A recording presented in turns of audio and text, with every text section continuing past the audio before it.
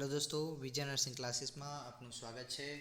આ સ્ટાફ નર્સની પરીક્ષાની તૈયારીનો અંતિમ વિડિયો છે। આશા રાખું છું કે તમે તમારી તૈયારી પૂરજોશમાં કરી રહ્યા હશો અને આ બ્રહ્માસ્ત્ર સિરીઝનો સૌથી છેલ્લો વિડિયો હશે।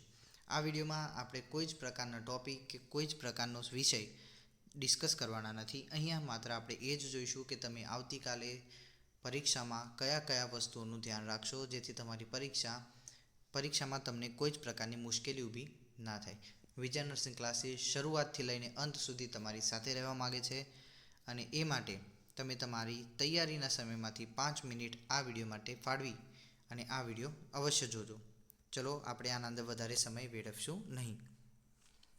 સૌથી પહેલાં તમારે અત્યારની વાત કરીએ। રાત્રે તમારે શું કરવાનું છે? તો રાત્રે તમારે માત્ર ને માત્ર લાઇટ રિવિઝન કરવાનું છે। કોઈ જ પ્રકારનો નવો વિષય કે નવો સબ્જેક્ટ તમારે અત્યારે શીખવાનો નથી।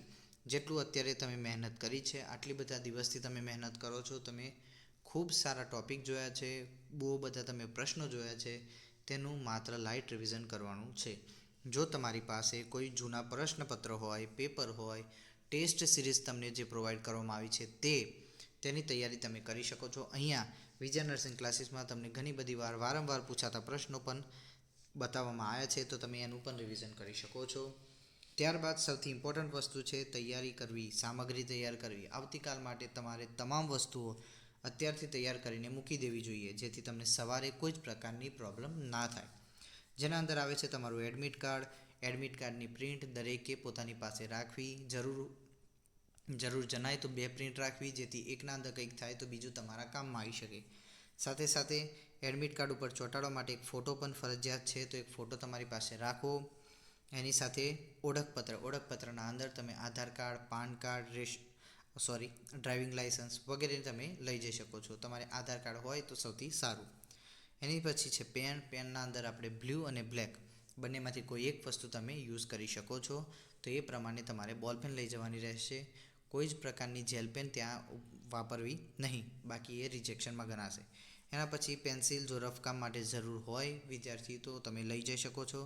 વોટર બોટલની ખૂબ જ જરૂરિયાત વસ્તુ છે। આખો દિવસ છે, આપણા પાસે 2 પેપર છે, તો વોટર બોટલ અવશ્ય લઈ જજો।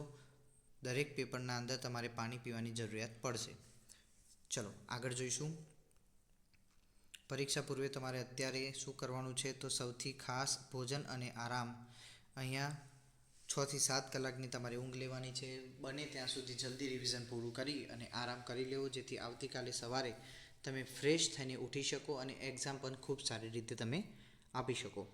ત્યારબાદ આપણે પરીક્ષાના દિવસે શું કરવાનું છે? તો વહેલા ઉઠવાનું છે। એ બધાને ખબર છે, મોડું કરવાનું નથી। વહેલા ઉઠી ફ્રેશ થઈ જવું અને પોતાના ઈષ્ટદેવ, પોતાના ભગવાન જેમાં પણ તમે માનતા હોય તેને આરાધના કરી, યાદ કરી હળવો નાસ્તો કરી લેવો। હળવો નાસ્તો કરવો જેથી પરીક્ષામાં તમને કોઈ પ્રકારની પ્રોબ્લેમ ના થાય। ત્યારબાદ જો સમય હોય તો તમે નોટ્સ જોઈ શકો છો, જો સમય ના હોય તો તમે આ પોઈન્ટને સ્કીપ કરી શકો છો। અને ખાસ જરૂરી પોઝિટિવિટી, તમારા અંદર પોઝિટિવિટી હોવી જોઈએ। સકારાત્મક તમારે વિચારો રાખવાના છે જેનાથી તમારો આત્મવિશ્વાસ વધશે। હું કરી શકું છું, આ વસ્તુ તમારા મગજમાં વારે ઘડીએ તમારે રિપીટ કરવાની છે। તમે આટલી બધી મહેનત કરી છે અને એ મહેનતનો રંગ તમારે લાવવા માટે આત્મવિશ્વાસ હોવો ખૂબ જ જરૂરી છે। પરીક્ષાના અંદર પેપર જોઈને ગભરાવાનું નથી। પહેલું પેપર સારી રીતે આપવાનું છે અને પહેલું પેપર આપ્યા પછી તમારે એને ભૂલી જવાનું છે કે મેં પેપરમાં શું ભૂલો કરી, શું નહીં, કેટલું આવડ્યું, એ તમારે યાદ કરવાની કોઈ જરૂર નથી। જો તમે એ યાદ કરવા બેસશો તો એના પછી બીજું પેપર આપણું ગુજરાતીનું પેપર છે જેના અંદર તમને મુશ્કેલી જોવા મળશે। આગળ પરીક્ષા દરમિયાન તમારે શું ધ્યાન રાખશું? તો 30 થી 40 મિનિટ પહેલાં તમારે પહોંચવાનું છે। બને ત્યાં સુધી કલાક પહેલાં પહોંચજો અને સેન્ટર ઉપર પહોંચી અને વહેલા તમારી જગ્યા તમે જોઈ શકો છો। ત્યારબાદ તમને અંદર જવા દેશે। પ્રશ્નપત્ર જો તમારા હાથમાં આવે છે તો તમારે એને ધ્યાનથી વાંચવાનું છે। મતલબ કે જે પ્રશ્ન તમે વાંચો છો તેને પ્રોપર રીતે વાંચવો। અમુક વાર ઘણા વિદ્યાર્થીઓને આવડતું હોવા છતાં ઉતાવળ કરવામાં આવડતા પ્રશ્નોને ખોટી રીતે વાંચીને ખોટો જવાબ લખીને આવી જાય છે। તો શાંતિથી ઊંડા શ્વાસ લઈ અને પ્રશ્નને ધ્યાનથી વાંચવો। ત્યારબાદ સરળ પ્રશ્નો, તમને આવડતા પ્રશ્નો હોય તે તમારે પહેલાં કરી દેવાના છે। જે પ્રશ્નો તમારો સમય વધારે માગે છે અથવા તમને અઘરા લાગે છે તેને ત્યાં તમે થોડા સમય માટે સ્કીપ કરી દેવાનો છે। એક પ્રશ્નમાં ફસાઈ જવાનું નથી। સમય નિર્માણ ખૂબ જરૂરી છે, ટાઈમ મેનેજમેન્ટ ખૂબ જ જરૂરી છે. ત્યારબાદ નેગેટિવ માર્કિંગ આપણા અહીંયા છે જ. નેગેટિવ માર્કિંગ હોવાથી તમને જે 100% સાચો લાગતો હોય, તમને કોન્ફિડન્સ હોય, એ પહેલાં ટીક કરવાનો છે. જેમાં 50% લાગે છે તેને બીજા રાઉન્ડ માટે અથવા રિવિઝન જ્યારે બીજી વાર તમે એ પ્રશ્નો જોવા બેસો ત્યાં સુધી છોડવાના છે. અને જે પ્રશ્નો બાકી રાખો છો તેનો નંબર તમે કાગળ ઉપર લખતા રહેવા, જેથી જ્યારે બીજી વાર એ પ્રશ્નો જોવાના હોય તો તમારે સીધો નંબર ઉપર નજર જાય અને એનાથી તમે સમય બચાવી શકો છો. ધીમે ધીમે અને શાંતિથી કામ કરવાનું છે, ઉતાવળ કરવાની નથી.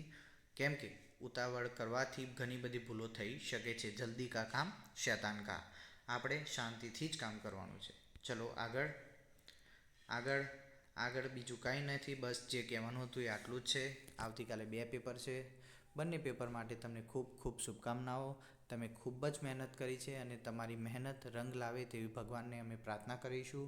વિજય નર્સિંગ ક્લાસીસ હંમેશા તમારી સાથે રહેશે અને જેમ બનશે એમ જલ્દી પેપર પૂરો થયા બાદ આપણે એની સોલ્યુશન પણ આપણી ચેનલ ઉપર અપલોડ કરી દઈશું. તો ફરી એકવાર આપણી પરીક્ષા માટે ખૂબ ખૂબ શુભેચ્છાઓ. તમે તમારું ભવિષ્ય ખૂબ જ ઉજ્જવળ બનાવો તેવી અમે ભગવાનને પ્રાર્થના કરીએ છીએ. આભાર.